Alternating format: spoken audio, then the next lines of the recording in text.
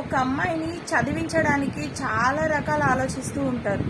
బయటికి వెళ్తే వాడు చూస్తాడో, వీడు చూస్తాడో, వీడితో వెళ్ళిపోతుందో, వాడితో వెళ్ళిపోతుందో. వెళ్ళిపోవాలనుకున్న అమ్మాయికి బయటికి వెళ్ళాల్సిన అవసరం లేదు.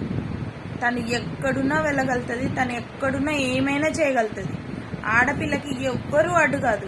నువ్వు ఎంత సెక్యూరిటీని పెట్టినా కూడా తన మనసులో ఒక ఫీలింగ్ వచ్చిందే అనుకోండి, అది చెయ్యాలనుకుంటే ఖచ్చితంగా 100 మందిని దాటేసైనా తను తప్పు చేయడానికి రెడీగా ఉంటుంది. అర్థమైందా? ఆడపిల్లను కట్టడి చేయడం అంత ఈజీ కాదు.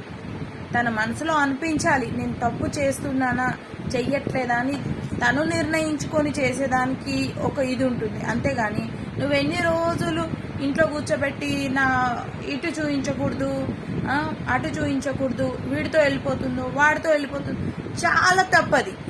వెళ్ళాలని తను డిసైడ్ అయితే నీలాంటి వాళ్ళు 100 మంది అడ్డొచ్చి ఆపినా కూడా దాన్ని మీరు ఆపలేరు. అది ఫస్ట్ గ్రహించండి. తన లైఫ్ గురించి ఆలోచించండి. తన లైఫ్లో కొన్ని గోల్స్ ఉంటాయి.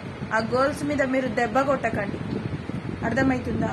మీరు ఇవాళ ఉంటారు, రేపు ఉండరు. కానీ ముందు తనకి ఫ్యూచర్ ఉంది. ఆ ఫ్యూచర్ గురించి ఆలోచించండి.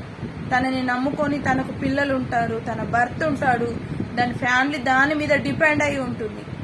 మీరు కొట్టే దెబ్బ అది వెనక్కి తిరిగి చూసుకోలేదు. అప్పుడు తిరిగి ఏదైనా నేను చేద్దామన్నా సాధించలేదు. కాబట్టి తన నిర్ణయం తనకు వదిలిపెట్టండి.